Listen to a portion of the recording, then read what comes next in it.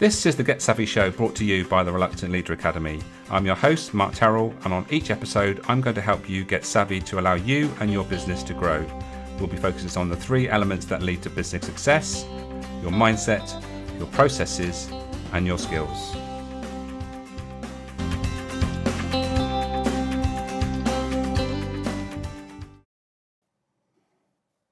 Hello, and welcome to this edition of the Get Savvy Show, brought to you by the Reluctant Leader Academy. I'm your host, Marc Champagne, and today I've got a very interesting guest who is going to talk about an interesting story of creating something that actually looked really popular and successful on the outside, but actually on the inside it wasn't. It was actually the opposite.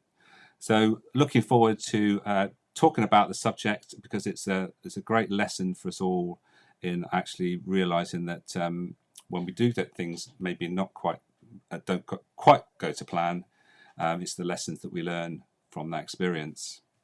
Before we crack on, then, just to remind you that if you want to catch up with previous shows of the Get Savvy Show, you can find them all on the Reluctant Leader Academy website. Check that out and you'll see all the great guests I've had in the past. So, right, without further ado, let's bring my guest on. Marc, welcome to the Get Savvy Show. Thank you. 2 Marks this morning or this evening or afternoon, wherever you're listening. It's great to be here. I love your language. Let's crack on. Indeed, As a Canadian, we don't really hear great. that. Got lots to talk about. So before we do that, just introduce yourself, Marc. Tell us where you are, what you do, and all the other things that be interested. But it might be interesting to the audience, even if I can get my words out. Sure. Well, so I'm just outside of Toronto, Canada. If I had to answer, who am I first before kind of what I do, it would be I'm a curious human being, likes to learn, loves connecting with just fascinating people and learning from them, and more specifically understanding the reflective questions that shape their lives and their work. Which leads into my work. I'm a mental fitness strategist, which is a fancy way to say I like to take complex problems personally and professionally and make, basically distill them down into simple systems and solutions, and leveraging mental fitness practices, i.e. the training of our mind to ask better questions to solve some of those problems. Brilliant stuff. Excellent. So that gives you a taste of what we'll be talking about in a while. But regular viewers will know that the next step we do is we dive into motivations. Get the right scene. We get them to complete a motivational map. What it does is identify which of the motivators are most important, and also, once you know that, the important thing is to think about how they are being met in our business. So let's run down around Marc's top three. Marc's top three are: number one, the spirit motivator. So he likes to have freedom, autonomy to do things in his own way. Secondly, searcher. So he wants to do something meaningful and purposeful. And thirdly, the builder is about material satisfaction, how that getting well rewarded financially is also a strong drive. So the question I ask all my guests, Marc, is how do you see these three turning up in the way you run your business and the way that you want it to work out in the future? Yeah, this is interesting. It's always fascinating to go through these type of surveys or questionnaires and to really tap into or provide insights that may be buried under the surface. So I mean, the spirit and the searcher definitely resonate. I can see, especially being someone that really works with questions and helping others find those questions that resonate. The builder, in terms of material satisfaction, I can see probably where that comes from. I seek experience satisfaction. So sometimes that's linked to money, obviously. If you really want to have these different experiences, I mean, it typically costs some sort of cash to do that. But I would say, for me, it's really seeking those experiences where, whether it's me or the people that are around myself, that we can, get the most out of it and be most present and be the most grateful. I think that's the other big thing is Mm, that, we often go through life on this autopilot, and experiences come up and they flee just as fast, right? But if we can pause that and really hang on to it, be grateful, be in that moment, then we get more of those things. that's really important. I think that's interesting, and I think that the viewers, once we start talking about your history and what's happened to you in the past, it'd be interesting to talk about the money side of things because it has a part to play. Let's face it, we have to think about money, and it's the one thing that people get a bit sort of uncomfortable about when you say we are driven by money. Straight away, you almost like have to make an excuse for it. But Yeah, actually, yeah. what I find is that most entrepreneurs or people that are leading a business are not focused enough on money, and that becomes their downfall. So it's an interesting scenario, and we can expand on that in a while, I think. But talking about the spirit and the search of motivators, spirit is about making your own decisions. You've made plenty of those. We're going to talk about those. Doing things on your own whim, and also doing something that's purposeful and going to make a difference in the world. So these actually, when you think about it and put it in context, which we will obviously as we go through the show, make absolute sense to me. Um, so right, thank you for sharing that, Mark. So let's get back to the topic and what you're here to basically expand on, and obviously there's a lesson in what you've been through. So the popularity doesn't lead to success is the title to this show. So I'll leave it to you, Mark, just to tell us a little bit about your story. Yeah, well, it's an interesting title or observation because I definitely lived that experience, and just the backstory was or is I spent about a decade in the corporate world in healthcare. Was doing quite well, was on the typical track, going through promotion after promotion, let's say every couple of years. It's a very standard kind of corporate world, right? Actually, really enjoyed my job, the people I was working with, and what we were doing. But there was always this underlying kind of scratch your own itch scenario or frustration with um, a mental fitness practice that I had while I was in that world. And that practice was essentially getting up earlier in the morning, injecting or consuming positive knowledge and information. The medium's changed over the years, but I mean, magazines, books, audiobooks, podcasts, and so forth. But essentially setting up the day or starting the day, priming my mind with positive material. And it didn't take long, you know, having a practice like that to then come across reflection and how all of these people I was studying were asking really good questions and were taking time to still their mind and ask powerful questions. So long story short, I did that for 8+ years, essentially just, for my own personal life, and also helped me professionally speaking be a lot more clear in the decisions and the work that I had to do at the end in product management.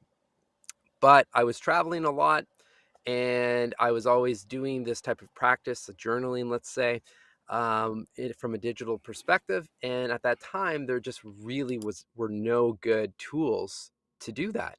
At that very moment, I remember the headspaces and the calms of the world from the meditation space. They were launching mainstream. I shouldn't say launching. I mean, they were already out for years, but they were being picked up by the mainstream audience, and there was just nothing that existed on a journaling front for mental fitness and performance at that time. So I left that corporate career to pursue this app, which was called Keo. And this is where it builds or it blends into your title, essentially, or what you're talking about. We reached a ton of people. We reached 86.9 million people with this app. We had brand collaborations all around the world, stunning brands like Lego and LinkedIn and VaynerMedia, and really well-known researchers and academics like Adam Grant and so forth. Like there were just tremendous amount of value in terms of the content that was in there and the way the app was set up. But to your point earlier about financials, let's say, there was a disconnect in terms of whether the business was making money or not, or generating enough income to sustain its operations. and ultimately it wasn't, and we went on for a few years doing everything possible to keep that business alive. Despite a huge amount of people coming into the app, they were also leaving just as fast. So we had to really do a lot of work in terms of product iterations moving forward. And I do believe that we probably could have made that work had we have stuck it out even longer, for example. But we were just at the point in our lives that we were financially at the end and mentally at the end, and had young families as well. And it didn't, at least for me, it didn't feel right to continue down that path. Right. But from the outside, to your point, Mark, everything looked like and I would have been the same way if I saw those headlines, and the amount of people be like, wow, that team, they're killing it. I mean, they're probably rolling in cash in terms of the amount of people that they have in their app. And that just, definitely was not the case. So it's an interesting story, and I think I mentioned, you might have seen on the previous screen that there was a logo for the Make or Break podcast. So the reason why Mark is on this show is that I heard him talking on that show. We were connected by somebody that both knows us both, and hence Mark's here to tell his story. And I think it's fascinating. So if you want to hear more about the story and all the things that have gone up, we won't repeat what's gone on the podcast. So what I'll do is I'll share the link to that podcast so you can listen more about the backstory of what happened during that process. What I'd like to do is more about how you've learned from that experience and what you're doing now, and how that sort of translates from what you set out to do and what you're doing now. But I think it'd be worth just going back to the motivational piece. We talked about the money thing. So when we talk about motivation, there are three elements that have effect on us: our past, our present, and our future. So what we should always remember is that we're influenced by those three things. So when something comes up, quite often we think, well, is that influenced by our past? Is it influenced what's going on now? Or is it more influenced about where we want to be in the future? So that's the interesting thing when it comes about motivation, because motivations come from within. So there's something that's, we're taking action around because of something we know or we don't want to happen. Again, so it's either moving towards or moving away from. So I think that's the interesting thing here when we talk about that builder motivators in your top three, the experience you've had, because obviously there was a lot of financial implications, wasn't there? Oh, absolutely. And it's, I mean, you mentioned Make It or Break It. The host over there, Owen Bennett Jones, I mean, he pressed me hard on, do you regret making that delete from App Store decision? That especially seeing what took place with Calm and Headspace. I mean, those apps are valued at $1 billion type thing. And I think he used the analogy of, do you ever think if you think that you'd be on a private jet flying around the world had you kind of stuck it through? And I think it's a good transition to what you're asking, because I don't think about that, to be completely honest, because although it may look like a failure on the outside, but and it felt like a failure definitely when, I was looking at that Apple dashboard and seeing the 86.9 million people, and the next step is to hit delete from App Store. I mean, that's when I started asking the questions like, how could we fail at such a colossal level, right? And what my family think, my ex-colleagues think, all the self-judgment. And when you're in that place where fear and anxieties, setting in, I mean, it's really hard to think logically and from a sound place, right? But when you can get out of that, and that's the stuff that I teach now, then it becomes, you know, w- it gets to a place, or at least where I got to, where I'm really grateful for that whole experience, because it unlocked this whole other world that I just wouldn't have known. I like I said, I wasn't leaving a corporate job that I couldn't stand driving into work. So, things were going well, but I also didn't know the feeling of finding exactly the type of work that you should be doing. I mean, that's where I'm at. And that's the mental fitness space. And that's what that app did, along with, I mean, the other thing that's just probably the most valuable aspect of them all. And you can't even put a price on this, but the people that I've been able to meet and that are linked up, that are also in my book, that I'm sure we'll get to, because that's kind of the continuation of the story. So, I mean, all to say, Mark, I mean, I don't regret making the decision. I don't regret leaving the corporate world. It's those years, and they still continue to be some of the most challenging times. But thankfully, I've got a lot of these different practices to really pause that narrative and rechannel it and put it into the work that I'm doing. And I left with some really valuable insights that are helping now, even with this book launch. To don't fall for your own hype.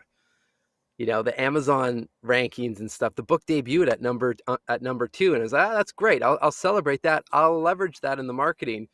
But I've been there and done that in terms of, most apps don't even reach 1,000 people in the App Store, and nonetheless, or definitely not over 1 million people, right?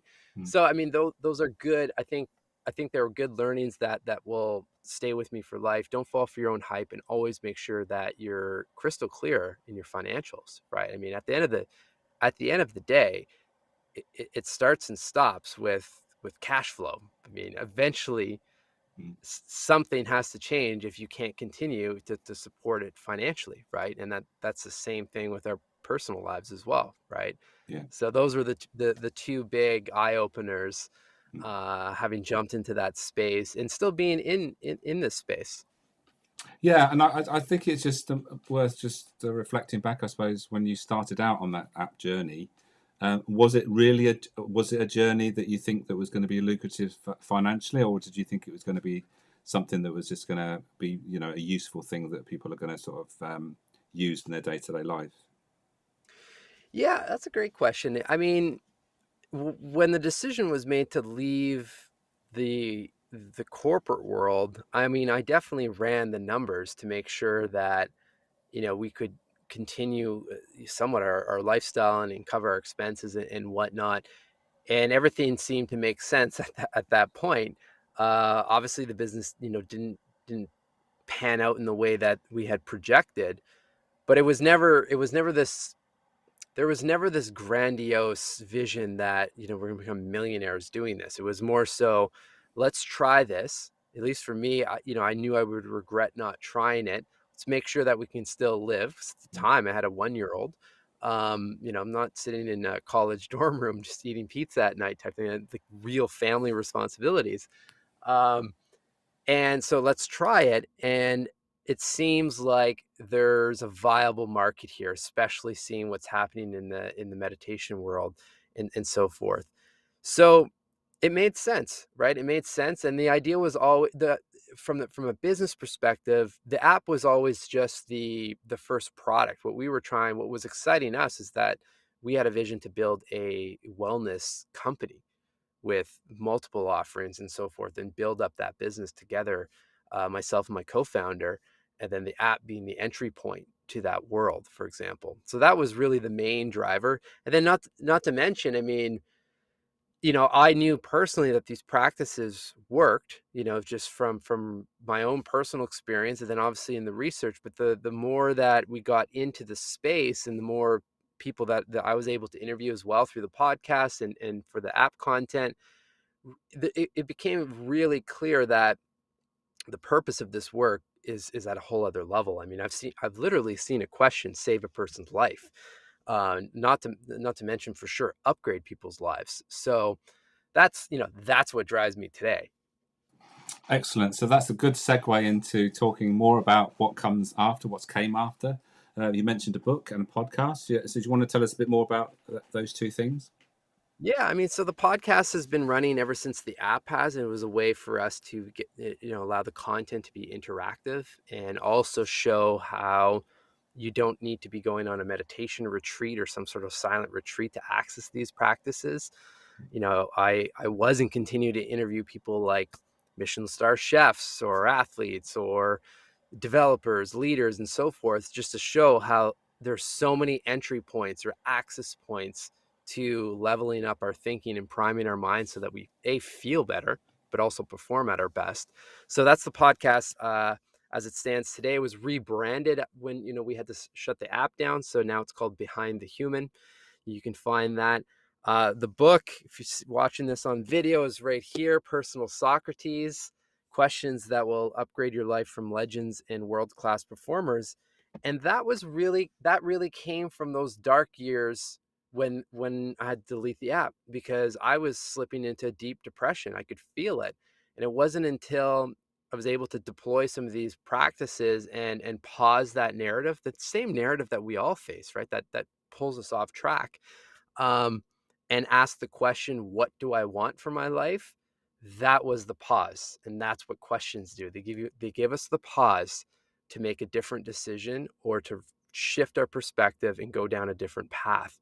So the book is loaded full of different profiles from people of present day, like Naveen Jain, a well-known billionaire in the health and aerospace industries, to people that have passed, like Robin Williams or Picasso or Jane Austen. And the whole idea is that these are 2 to 4 page profiles. They're digestible.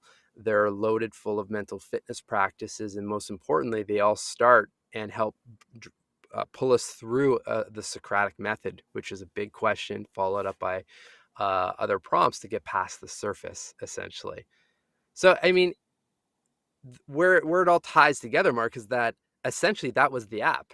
I Yeah. mean, that's what we were doing. It's just that this is obviously in more of a book format, and it's it's with the latest research and the latest people that I've been in contact with. But the objective is still the same: is that if we can meet people with a prompt or a story to pause and show that anything is possible. It's really our mind and our imagination that makes the decision whether it is or not. Then, I mean, we all win, because we all get the benefit from that when someone's thriving. So you mentioned this importance about the writing, asking the right questions, and you've mentioned about we're only one question away from that, pivotal moment, I guess, in our lives. So that's an important part of the work you do now, which is connected to the app that was there, the continuing vision for your business. Is that basically the crux of it? The questions that we ask can make such a, so much difference, especially in a leadership position. Do you think? Yeah, I mean, absolutely. Mm, Because the thing is, we're all asking questions. It's just, are mm, we asking enough of them? Are they well timed, and are they of quality? And a quality question, to me, it's not to say that one is worth more than the other. What makes a question of high quality, let's say, is its applicability and timing. So for leaders, for example, there's a profile in there from the chief heart officer of VaynerMedia, Claude Silver, and it's all about how can I hold space for others. When you have a team that you're trying to motivate and be there for, how can you show up with presence for them? Well, you have to show up first for yourself, to be able to then show up for others. We don't often stop to pause and think like that, right? We've all heard the announcement when we get on an airplane: please put on your oxygen mask first before helping others. But we don't think about that in the context of our work often, right?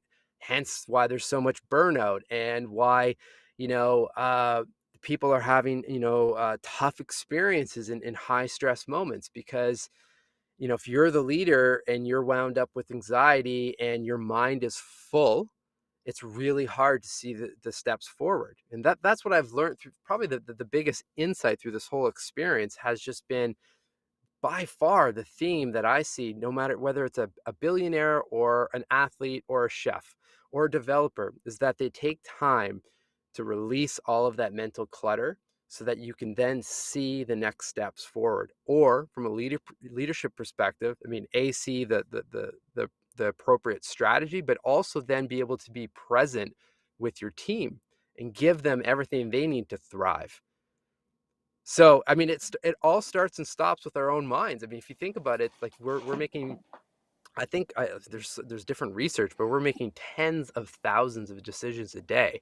yeah. If we're doing that, I want to do everything possible to keep my mind as sharp as possible and clear and thriving and thinking well or performing at an optimal level. And as it turns out, I mean, this stuff isn't new. I mean, I'm not making up, reflective practices or, journaling or meditation or breath work.